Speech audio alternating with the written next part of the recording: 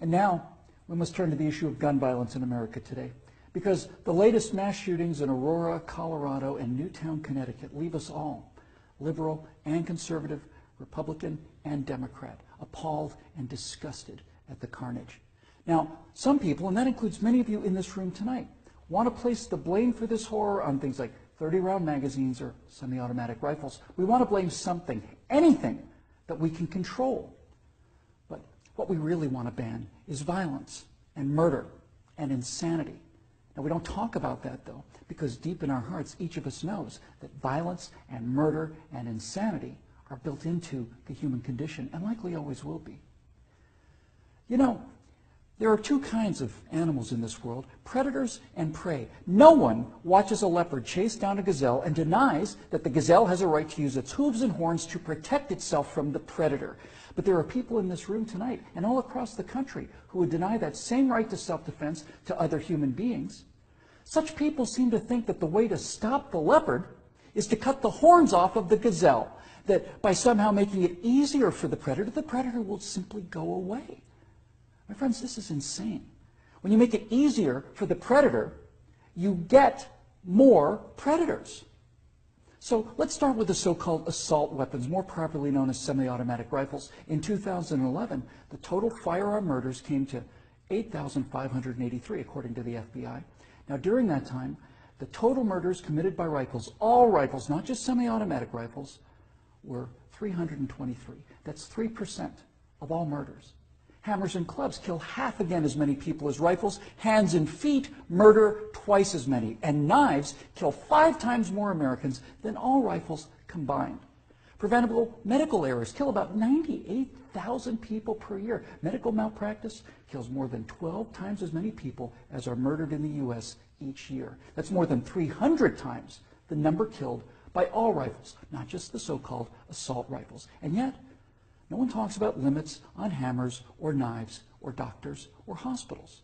No one does that because the good we perceive from hammers and knives and doctors far outweigh their perceived harm. And yet, studies show that firearms prevent anywhere from 800,000 to over 2 million violent crimes every year. The lowest estimate means that 100 times more violent crimes were prevented with firearms than the total murders committed with firearms. That's 100 times as many. Now, in October of 2007, Amanda Collins was walking to her car after a night class at the University of Nevada at Reno. Amanda had a concealed carry permit for her 9mm Glock that she carried for self-defense. Unfortunately for Amanda, UNR is, like most college campuses, a gun-free zone. So, like the law-abiding citizen that she is, she did not have her gun with her in this gun-free zone when she was attacked by James Bila. Bila raped her on the UNR campus less than 300 yards from the campus police office. He then walked away, and a few months later, this human predator went on to murder 19-year-old Breonna Dennison. Amanda Collins went on to say, quote, "I know, having been the first victim, that Breonna Dennison would still be alive had I been able to defend myself that night," unquote. Therefore, I am directing the virtual Attorney General to aggressively challenge any gun control laws that violate Amanda Collins' right not to be raped and Breonna Dennison's right not to be murdered. You're not forced to abandon your First Amendment right when you enter Chicago or New York, or your Fifth Amendment rights when you walk onto a college campus. As virtual president, I will veto on the spot, without hesitation, but with a great deal of pleasure, any and all attempts to destroy any of the Bill of Rights of the Constitution of the United States of America. Because, when it's all said and done, the Second Amendment to the Constitution is not there to protect us against criminals, and the people calling for gun control know this. That's why they want gun control instead of crime control. That's why they want laws that, at the stroke of a pen, turn law-abiding citizens into criminals.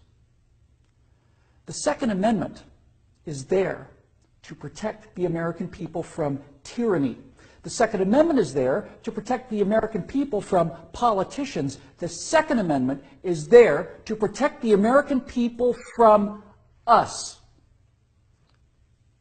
Now, Some politicians claim America deserves a vote on this issue. Okay, let's have a vote. Those of you advocating infringement on the right of the people to keep and bear arms need to go to the American people with the 28th Amendment, which would simply read, the Second Amendment to the Constitution is hereby repealed. That would, for the first time, give you the legal authority to do what you have been doing and what you are trying to do now in direct violation of your oath of office to defend the entire Constitution of the United States, not just the parts you happen to approve of. So go ahead, go to the American people and tell them that ultimate power is no longer to be vested in the people who can't be trusted with that power according to you. Tell them only the government can have that power now. You go out there and try to convince the people of the 38 states that you're going to need to get that amendment passed to agree with your opinion of them versus their opinion of you. I dare you.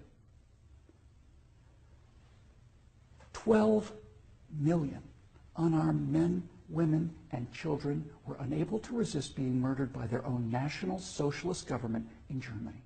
Perhaps 50 million unarmed men, women, and children were murdered by their own Union of Soviet Socialist Republics. 50 million Chinese murdered by their own government under Mao, who also disarmed his people. And in Cuba, and in Vietnam, and in the killing fields of Cambodia. Now you say that can't happen here? You say we're protected? By what? By the Constitution that you're in the process of destroying? You are in violation of your oaths of office by so much as introducing this legislation, let alone passing it. My fellow Americans, the previous inhabitants of this chamber watched as 100 million people were murdered after being disarmed by their own governments. Every single one of those men, women, and children were as real and precious and irreplaceable as the children at Newtown. And I tell you here and now that I will be damned if I will let that happen to the American people.